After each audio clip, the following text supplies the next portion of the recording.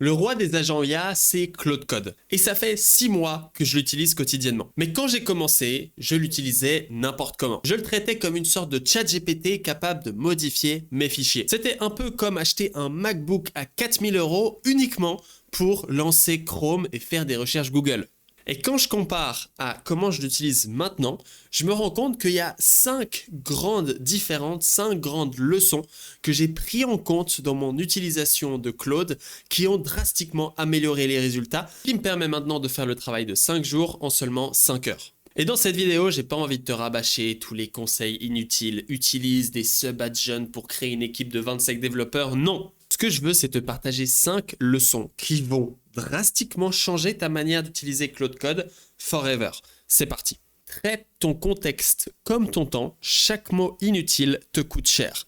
Ça, Claude Code, et la plus grosse erreur que je vois chez mes élèves, c'est ne pas faire attention au contexte. Pour rappel, quand on parle de contexte, c'est l'intégralité des messages qui vont générer une réponse. Qu'est-ce que ça veut dire qu'ils vont générer une réponse? C'est que chaque fois qu'on envoie un message à Claude, il vient récupérer toute notre conversation. Et quand on dit contexte, ça inclut aussi le system prompt, ça inclut les memories, ça inclut tous les outils, ça inclut le user, etc. afin de générer une réponse. Ce output, il peut soit être sous forme de réponse, soit être un tool call comme ceci. Et ensuite, il va itérer sur des appels encore. Et si tu as trop de contexte, au bout d'un moment, avec tous les outils IA, il y a une sorte de limite hard-codée qui vient te bloquer avec ici le warning, limite de contexte atteint, tu dois lancer une nouvelle conversation ou lancer /compact. Et donc, il va falloir faire très attention à ce que tu mets dans ce contexte pour éviter d'arriver à cette limite avant que tu termines ta fonctionnalité. Surtout que le pire là-dedans, c'est que l'IA aura tendance à faire ce qu'on appelle un lost in the middle. C'est-à-dire que dans tout ton contexte, ici il y a tous tes tokens, et l'impact sur l'output va être élevé pour les premiers messages. Donc ça va être le système prompt, ça va être le memory, ça va être ton premier message et les différents tools. Et ensuite au milieu du contexte, donc s'il y a par exemple 200 000 tokens, dans les tokens à peu près à 100 000, ils vont être un peu plus perdus, ils vont être moins écoutés, ils vont être plus souvent oubliés, il va avoir plus de mal. Et tous les derniers messages que tu vas lui donner, ceux-ci vont être très importants. Surtout que pour atteindre ces niveaux de contexte et d'optimisation de coûts, parce que quand on voit 200 000 tokens, ça fait énormément de calculs, enfin beaucoup plus de calculs qu'il faut faire, et les providers font des choix techniques qui permettent d'optimiser ce contexte. C'est pour ça qu'en plus, sur l'intégralité du contexte, on en a encore moins disponible.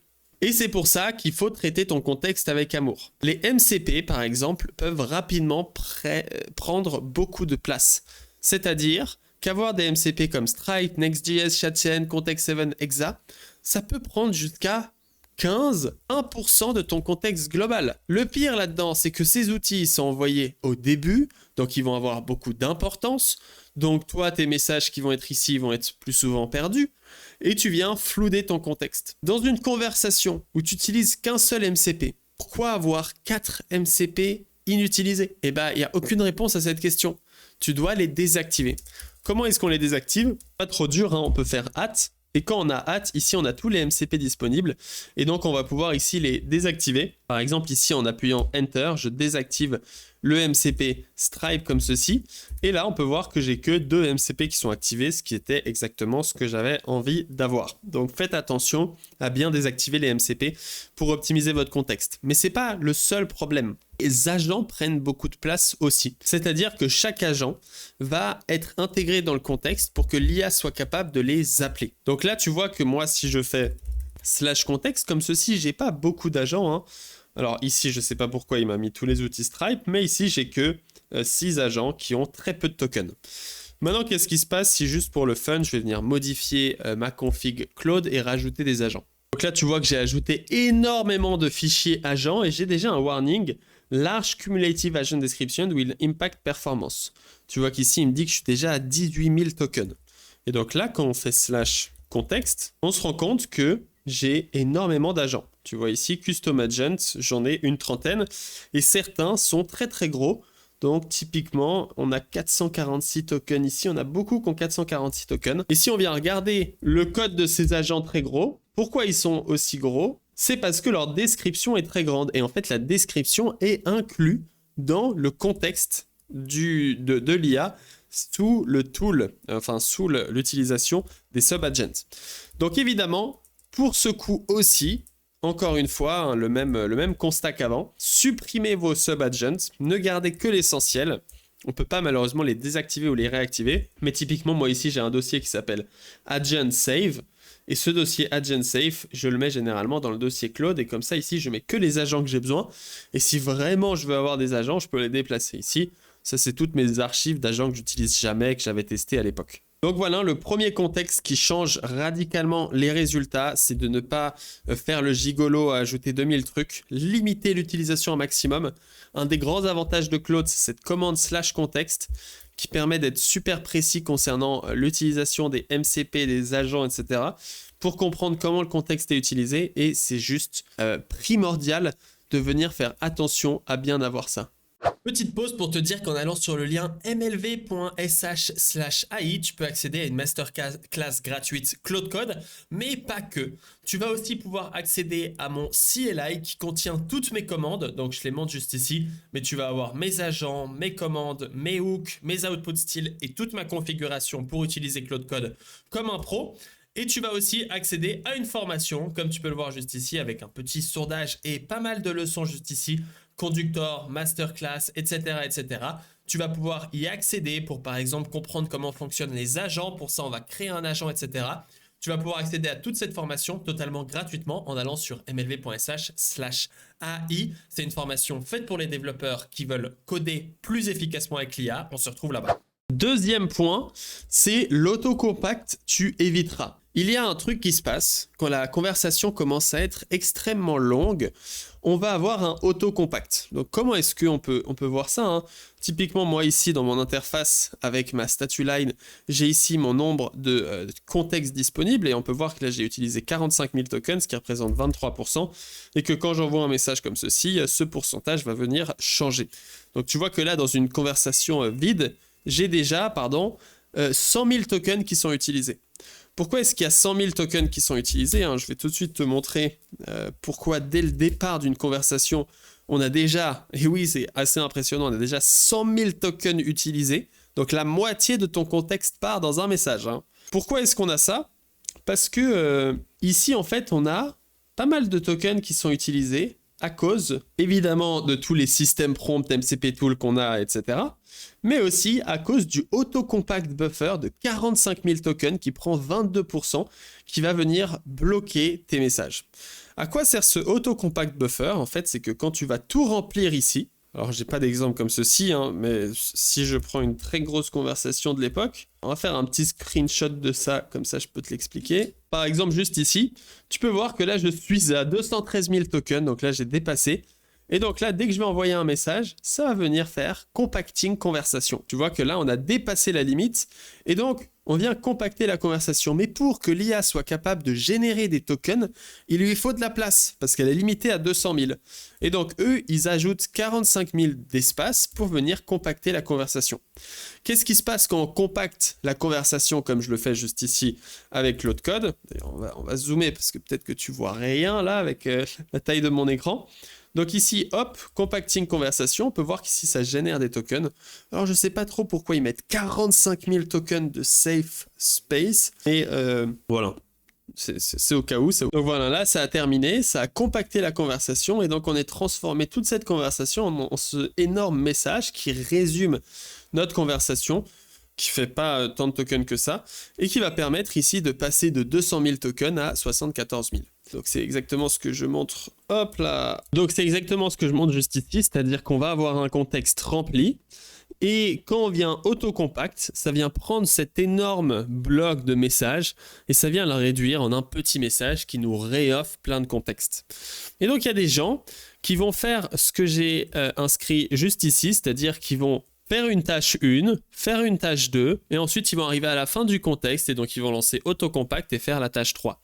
Moi je t'invite à complètement éviter ceci, parce que déjà tu viens bourriner 45 000 tokens ici pour rien, qui peuvent être utiles suivant comment, et tu viens comme ceci rajouter une sorte de couche de autocompact qui vient perdre un peu l'IA. La bonne manière de faire, c'est de faire des tâches et de tout le temps utiliser clear. Et avec le workflow que je propose qui s'appelle Apex, qui va permettre de pouvoir retrouver le contexte, et ben chaque fois on récupère le contexte nécessaire pour relancer la tâche 2, puis on lance /clear, puis on lance la tâche 3. Le seul cas où l'autocompact est particulièrement utile, c'est si au milieu de ta tâche, donc tâche 1, et ben tu arrives à la limite. Et à ce moment-là, tu lances autocompact pour pouvoir continuer de travailler sur la tâche 1. Ce qui arrive rarement parce que 200 000 tokens, c'est énorme. Et si ça arrive, c'est que tu lui as demandé de faire un truc complètement délirant. Mieux vaut séparer ces tâches. Et donc, c'est pour ça que je recommande de ne pas utiliser ce autocompact ou d'éviter un maximum. On peut le voir juste ici pour garder du token. Ce que tu peux faire aussi, c'est que là, quand on fait /contexte, on se rend compte que du coup, on a tout cet espace libre et donc free message 62%. On peut augmenter cette free place en faisant /settings, je ne sais plus exactement, /config comme ceci, et dans /config, il y a autocompact. Tu vois que par défaut, il est à true, mais en faisant espace, on peut le mettre à false.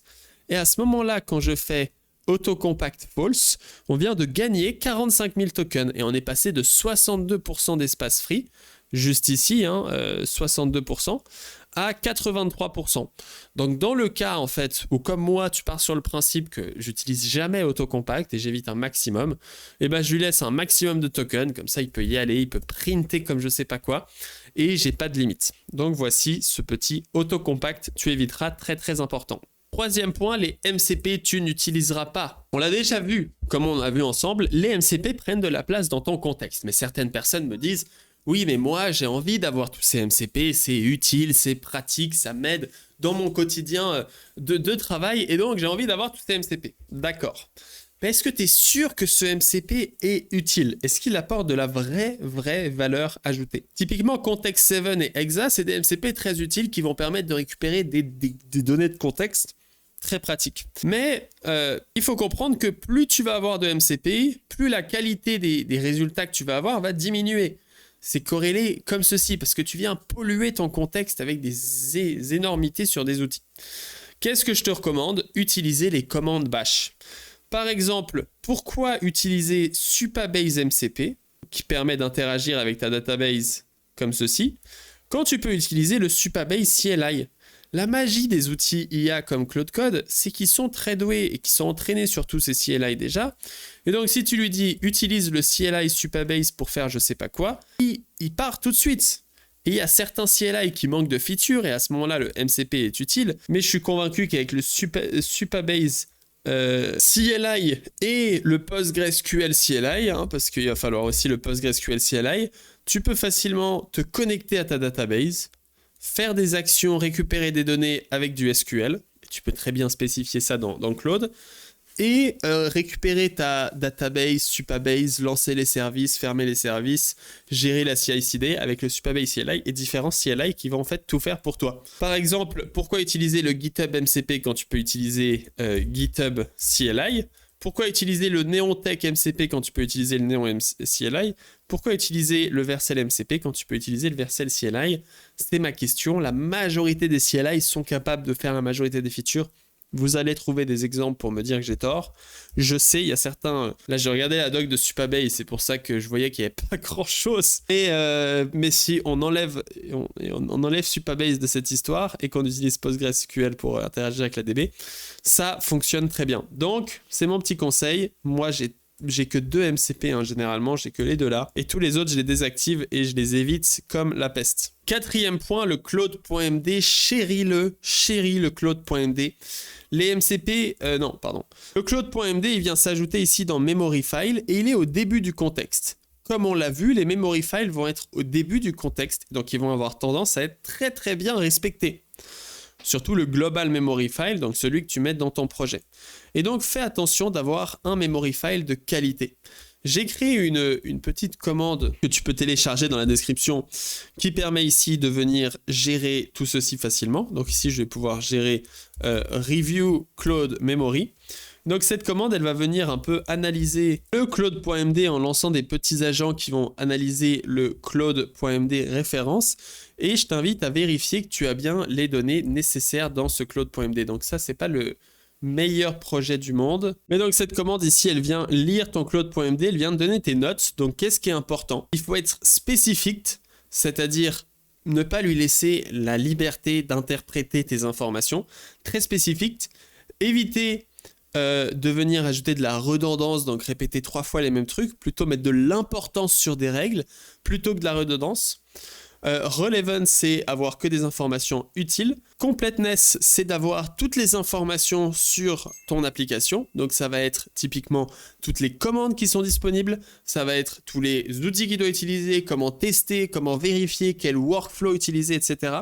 Emphasis, c'est venir rajouter des marqueurs comme critical ou des informations importantes. Et donc pour ça, généralement, on va emphasis, donc mettre en avant certaines choses. Parce que si on met rien en avant, il va avoir tendance à faire un peu rien. Structure, garder une bonne structure. Actionability, c'est-à-dire avoir des actions précises par rapport à comment il doit faire les choses. Efficiency, avoir pas trop de fichiers et pas avoir beaucoup de mots pour rien.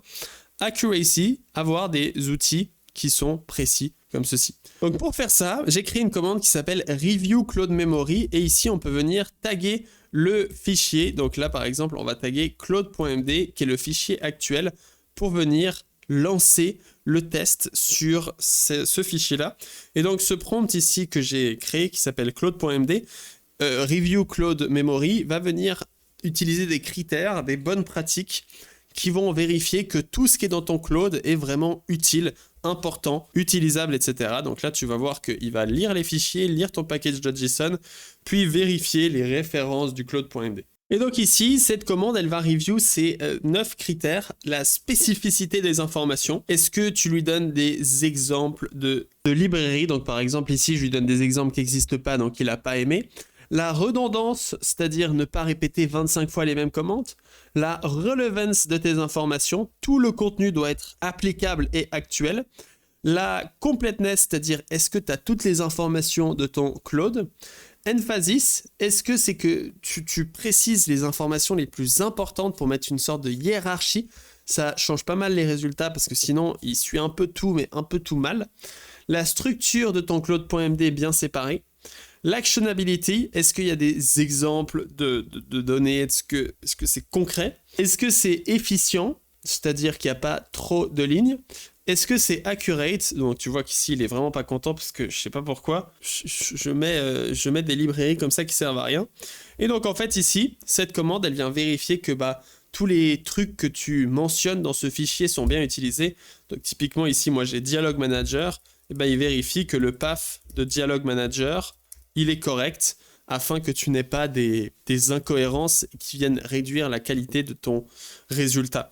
Et aussi, il va vérifier que ce soit complet, donc quelles informations sont essentielles à rajouter dans un Claude.md. Ça va être ici les features de ton application pour qu'il puisse avoir une overview globale. Ça va être toutes les commandes importantes de ton application. Ça va être les testing commandes ici, avec là tu vois critical de venir lui dire d'utiliser certaines variantes de commandes et pas d'autres. Database command, développement tool, etc.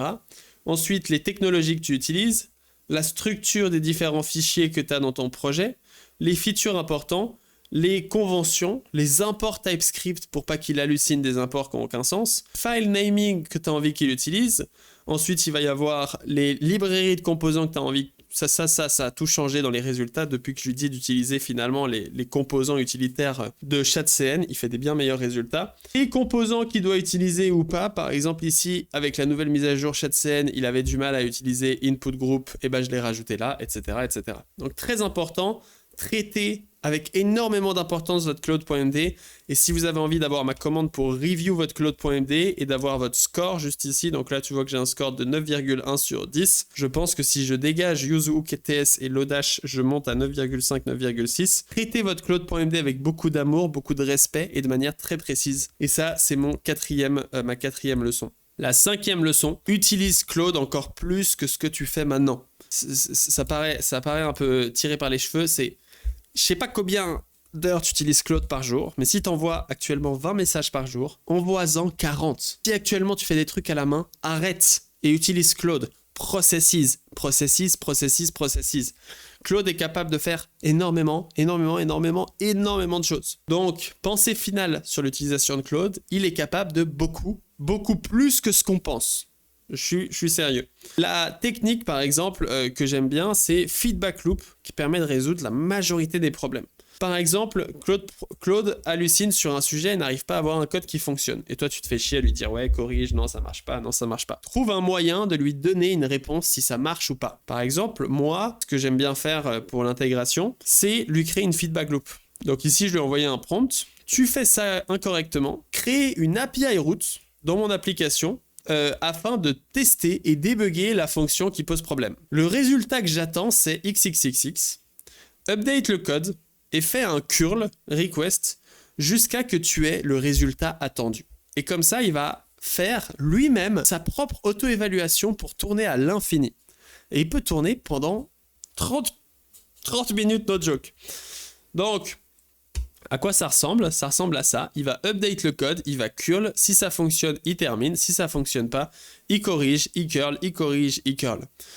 Hack, lui, laisser lancer la commande du serveur, donc par exemple npm rundev, directement en background. Comme ça, il peut même aller lire les logs. Et il va lui-même aller lire les logs. Il va rajouter des logs, puis il va aller lire les logs pour comprendre un peu ce qui s'est passé. Donc typiquement, c'est comme ça que je corrige beaucoup de problèmes. Et moi, j'ai fait du copywriting, des marketing, j'ai fait des prompts pour tout. Et c'est exactement ce que je propose de toute façon dans mlv.sh/ccCLI, un package de prompts avec des setups, des agents, des commandes, des statut lines, save script, etc. que tu peux installer juste ici. Donc, j'ai vraiment tout automatisé pour avoir le meilleur résultat. Et maintenant, Claude fait tout. Il fait tout. C'est formidable pour un développeur. Donc voici mes leçons sur Claude. N'hésite pas à mettre un commentaire si tu as aimé la vidéo. Si toi aussi tu as quelques leçons à partager. On se retrouve bientôt. Ciao, ciao.